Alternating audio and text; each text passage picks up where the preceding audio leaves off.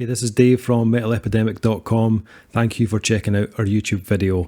Please feel free to hit the subscribe button below if you like this type of content, and we hope you enjoy the review.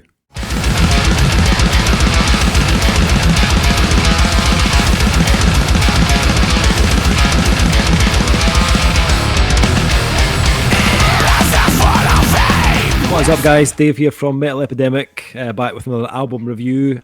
For this review, Duncan Kyle and myself have been checking out the new album from Icelandic death metal band Cult of Lilith. The band's new album, Mara, will be released on September 4th via Metal Blade Records.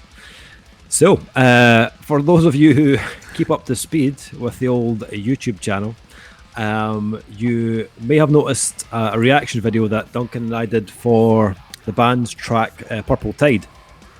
And we were both pretty excited to hear this album after doing that reaction.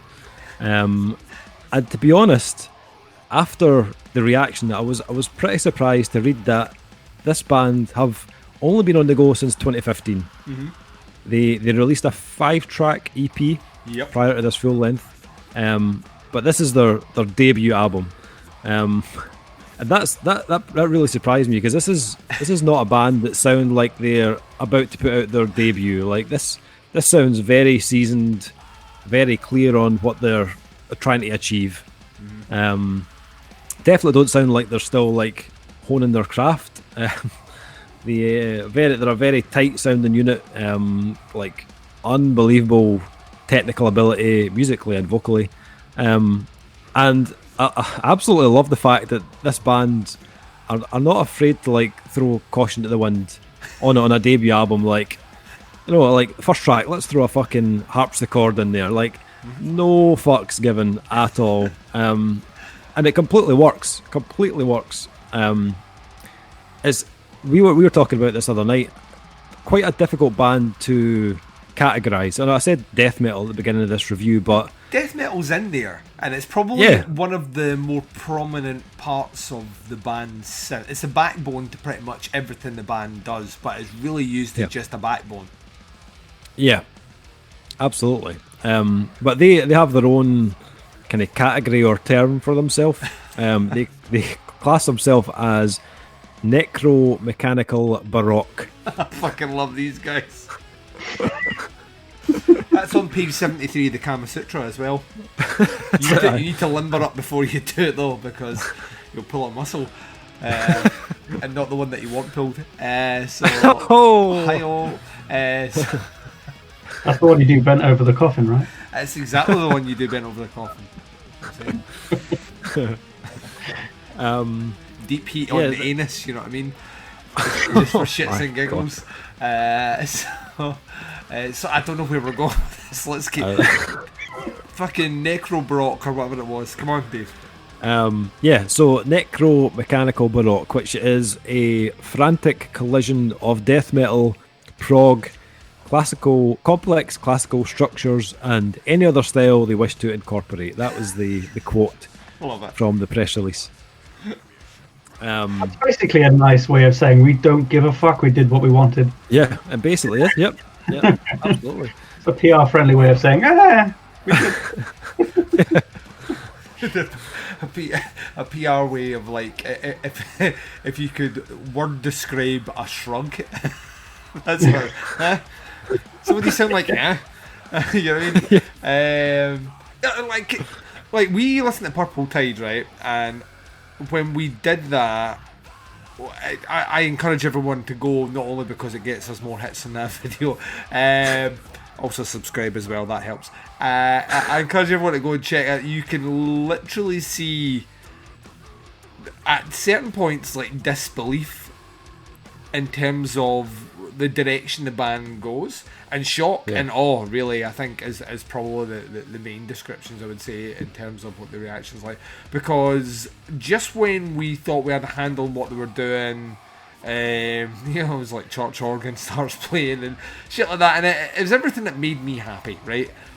And I kind of wondered, I always get skeptical on like singles are the ones that are really difficult to place, and we say this all the time because if you get absolutely annihilated by a single, maybe the reason it's been put out is because it's the best song on the album. You know what I mean? Or if you are, you know, maybe not necessarily bowled over by a single, the kind of common practice to say, well, let's see how it sounds in terms of the structure of the album. Maybe it sounds like that specifically for a reason, to bring the album down and raise it up or whatnot. And the thing about Purple Tide is, it's maybe the most conventional song. It's probably the catchiest song like, on the whole album, and that is not a slight on them at all. This is the song I would release as a single for sure. But I was completely blown away by how comfortable it sits within the structure of the album, whilst not necessarily sounding very much like any of the other tracks either side, but in a good way. The mix of writing styles, approach to doing it, tempos, vocals in particular, but instrumentation are so like cluster grenade. Like, it really is, like everything's getting hit here. But this is another one, and people will be sick of us saying this because they will probably piece together that we recorded a few of these reviews back to back. Everything fits perfectly. I am so frustrated that people have now grasped that you can do tons of different styles but make them work on an album just by doing them and chopping and changing. You're 100% right, Dave. There is no fucking way a band should be as tight and as sure-footed with a sound as disparate and dissonant and weird and scattershot as this band does, and be able to pull it off in what sounds effortlessly on a CD or on a MP3, because CDs don't exist anymore. Like, it really, really does. From the opening track, Cosmic Maelstrom, to the time you're finishing off with the track, which is in a foreign tongue that I can't speak, La Soupe pour de Fantôme. Nice. Thanks. So by the time you get to that, you genuinely feel like you have taken a journey with Bill and Ted, if Bill and Ted actually played in wild death metal stallions, and went through time, because you're hitting all the high marks of, and that's the thing, all the genres they encompass, they are doing it at the highest degree of those genres. There's no generic sounding riff from a genre here in any song. So if they hit a bit of doom, it's not a generic sounding doom riff because they want to put a doomy thing in here. The tech death metal stuff is fucking ridiculously good. Like, to the point that it beggars belief that a band like this are saying, this is our first album, by the way. And I've listened to the EP, and the EP, you can hear shades of this, but obviously what they've done since that EP came out, 2016, is they've locked themselves away. They predicted COVID a couple of years early, Dave, so they've just been in lockdown. And these songs have been... if they told me that this was written in a couple of weeks, I would not fucking believe them. I would call them filthy Victorian snooker player dressing sluts. But because it doesn't sound... It sounds like these songs have been worked on, like, to the point where they are... I can't imagine them even... You know how some bands go on tour and then they start changing the sound of certain songs because they're bored as shit with them. Yeah. So I can't imagine them doing anything like that with any of these songs, because they are the best they will ever be. Front to back, this album is fucking awe-inspiring. Get on your knees and worship your new gods, the cult of Lilith. Oh, I got off my chest, Dave. I feel better now. Sitting on that for weeks. Gonna shut the fuck up now. It's my pattern. Top that. There's no way. I kind of thought that after I heard Purple Tide, I kind of thought I knew what I was going to get from this album. But actually, there's so much more on offer from these guys. Each track I felt had something that kind of stood out, or a moment that you weren't quite expecting. And because of that, Mara really keeps you on the edge of your seat for its entirety. I was totally engaged the whole way through this album. Incredible balance of grooves and technicality and melody and brutality, and most importantly, originality. Like, not only do these guys have incredible playing chops, they've got character. And you'll get hints of other bands, maybe a little bit of Decapitated in there, or a little bit of Cattle Decapitation at times, but it's all those kind of other extras that make this album so unique, Vocally, the harpsichord. I was going to say vocally that like the aggressive melody stuff has a little sousson, Dave, of Gojira that just kind of just kind of hits you, and you're like, oh, like the vocal, the aggressive melody tones are at times very Gojira-esque, which I mean kind of makes a bit of sense, but he's another guy which we've not spoken about yet, and I know we'll all get to that, but he's another element in this band that his vocal range is fucking incredible, and everything he does in this album is amazing, and I've never been as easily jealous of a vocalist on a first listen in my entire life. Like, we're just like, he's a complete package, I'll just get my coat. No, I'm happy to talk about the vocals and stuff as well. But you were on Harpsichord, weren't you, though? Was I? Harpsichord. What was I saying about the harpsichord? I think just like in general, there's a whole load of stuff on this album that gets added in that make it so unique. And the harpsichord is one of those things. You've got we picked up on the kind of 80s style synths at the beginning of Purple Tide and the kind of outro of it as well. The kind of old fashioned organ. The kind of complex riffs and rhythms have got almost a kind of jazzy feel to them at times as well. But the vocals, like, wow. Oh, the vocals.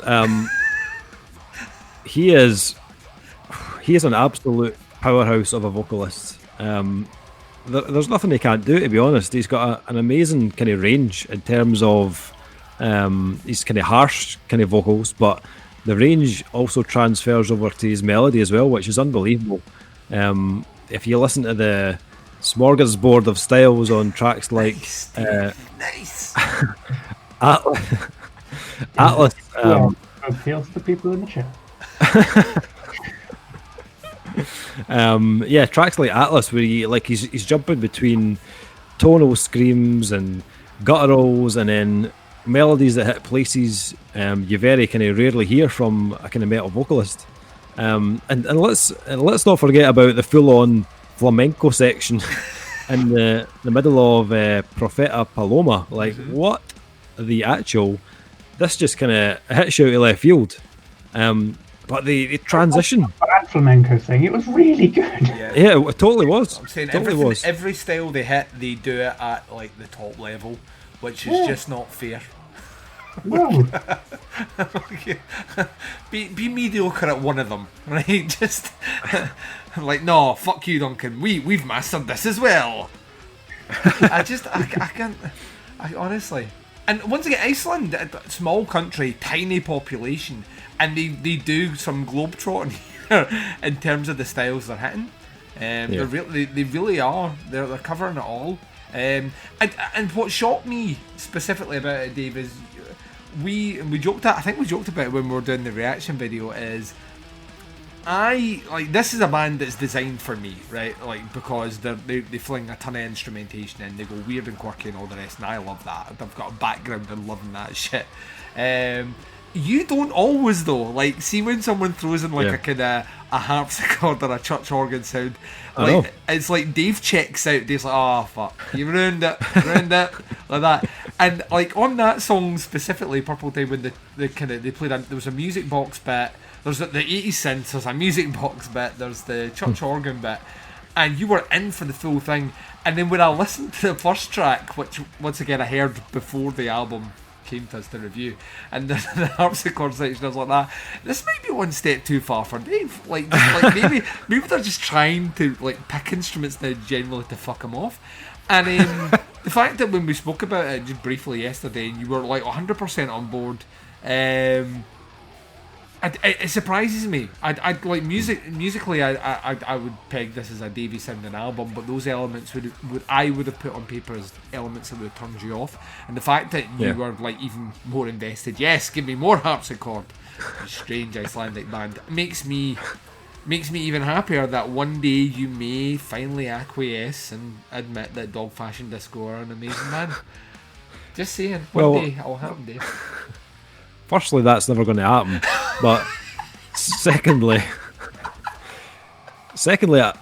I just found that all these kind of other elements, the harpsichord and the organs, it just works. You know what I mean? I find there's a lot of bands throw these things in, and it just feels kind of odd and misplaced. But with these guys, I didn't get that at all. I enjoyed all those kind of other elements. It made it more exciting, a more fascinating album. And yes, it's complex at times, but I found it to be a really rewarding album to listen to, and it's only 36 minutes long. Yeah, you know it's not long. They throw everything.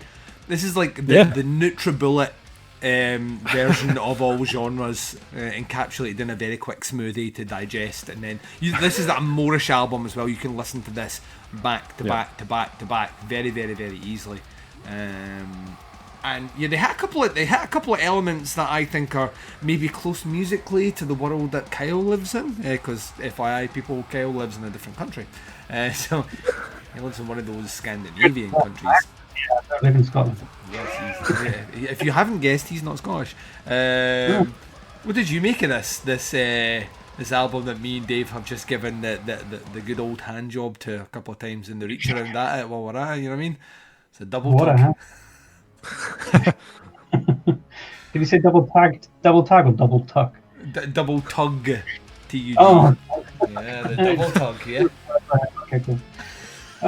Well, I'd never actually heard of these guys before in my life, and I saw the name, and I immediately thought it was going to be like a Nightwish rip-off band. They were going to sound exactly like that, and I was like, I thought I knew what I had in store for myself, and then I put it on, listened to the first track, and started with a MIDI harpsichord, and I was like, yeah, okay.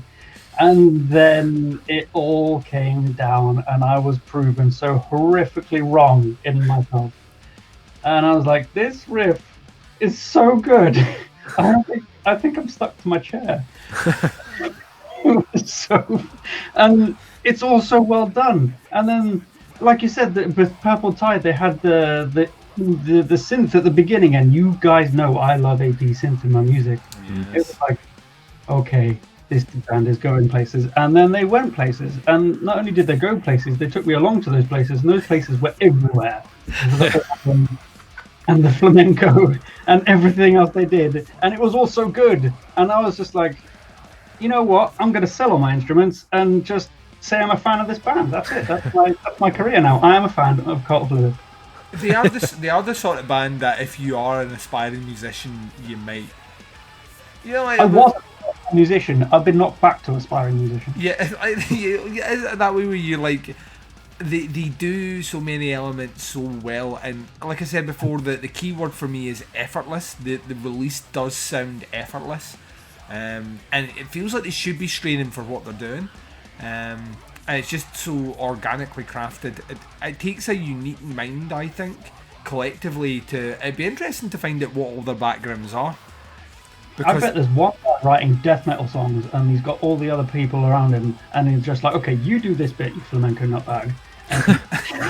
It feels like it would not surprise me if, they're definitely classically trained musicians. I know where they're not, but it wouldn't surprise me if you find that like two or three of them have come from a different background into metal. But it feels that way. And once again, I feel like we've talked about how great the guitars are and the synths and all the rest, and maybe we're not talking about the actual backbone of the band. The drumming is fucking insane. So fucking good. And the bass player's right there with them, and as we noted on the video, plays with his fingers. Plays with his fingers with some of these songs! What? My voice can't go any higher than that. But, genuinely, just everything is amazing. Fuck them. Hate them.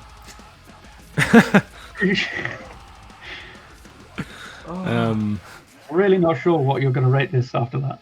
Yes. I'm now. I've changed my mind. I went 180. I think they're too good. Somewhere knock them off their peg with my review. Yeah. One pity for them. Yeah. Yeah, I was the same when I was listening to the kind of musicianship, like bass and drum wise. I was trying to like pick a part of a song that I could kind of talk about on the review, but it's all just so good that like I couldn't actually pick one piece to talk about because it's consistent all the way through. Like the musicianship is just such a high level. Tracks wise, Purple Tide is obviously one of the highlights for me. Those vocals, the screams and the melodies are unbelievable. Plus, I love the 80s synths and the organ, which are words I never thought I'd utter, but here we are. You stick around with it. Like, see, I've been friends with Dave for many years, and now it's paying off. What was it you love about that song again, Dave? The 80s sounding synths and the organ. I'm not going to say it again, Duncan. I've said it once. I've got it recorded. It's my ringtone now. So I mentioned it before, but Atlas could possibly be my favourite track on the album. Firstly, again, because of the kind of range of vocal tones and textures, very varied, but also has possibly my favourite riff on the album. It kicks in around a minute 25, not that I was counting it or anything like that, but and it does repeat itself a few times throughout the track. It's such a tasty riff. When I first heard it kind of reminded me a little of the Red Chord. Just like very dissonant and just full of venom. Absolutely awesome riff, loved it. And then Prophetic Paloma, just simply because of that flamenco section, like slotted right in the middle of the track like that. It is brilliantly done. The transitions between that and the kind of heavier side are absolutely seamless. You know what I mean? And amongst all the kind of shredding and the blasts and the synths, it completely works. It's so well done. Yeah, cracking album. Highly recommended. Highly. I wonder what he's going to review it as. I wonder what grade Dave is going to give it. Well, that's the thing. I couldn't find. I couldn't actually find anything that I disliked about it. Like nothing at all. This is the sort of album as well that, see if they never better this, I'm fine with that. You know what I mean? Like, see if this is as good the band gets with their debut album, I'm 100% fine with that, because I think this is as close as you will get to a flawless home run. Like, bands wish their debuts were this fucking good. Like, it's just it's amazing. Yeah, honestly, is that way where you feel like you get like? I would love to see them over. I get accused of overselling things as well, and people are like, you spoke so highly of it, they'll listen to it or watched it, and it wasn't that great. And I feel that even 20 minutes into this review, I still don't think we've done it justice. Like, even a wee bit. Yeah. Okay, so rating time. It's, I mean, you don't have to guess at what you think I'm going to rate this album, to be honest. It's a 5 for me. Again, as I said, yeah. I couldn't strikes again. I couldn't find anything to dislike about it at all. So 5 for me. Duncan, what about you? Oh, this is the very definition of a 5.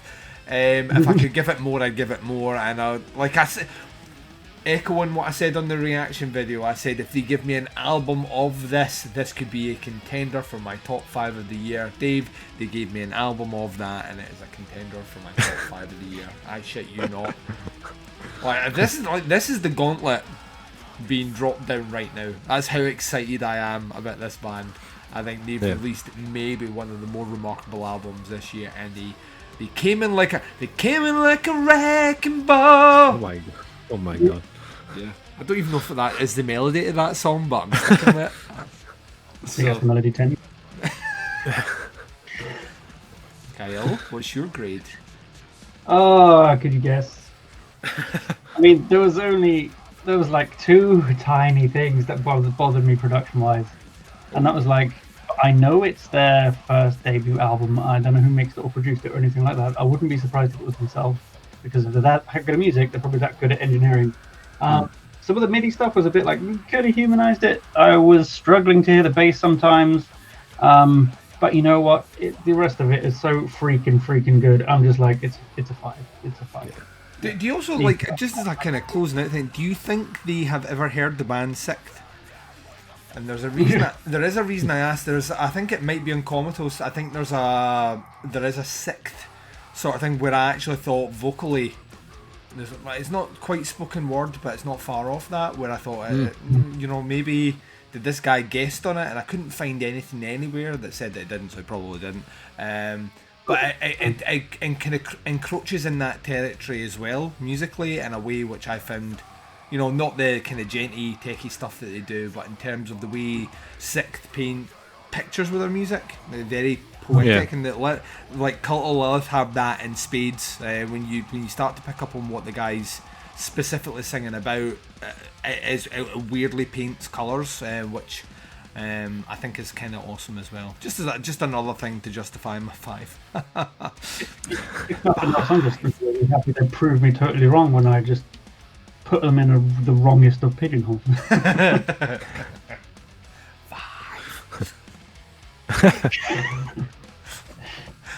Yeah, so 5. 3 5s from us, guys. Check this album out when it drops. A definite recommendation from us. It drops on the 4th of September. It's called Mara. The band are Cult of Lilith. If you want to check them out, you'll find them out on the old Facebook, which is facebook.com/Cult of Lilith Band. I'll put a link in the description. Once again, thanks again for checking out the review. We'll be back with another review very soon. But until then, take care. We shall speak to you soon. Bye, everyone. Bye.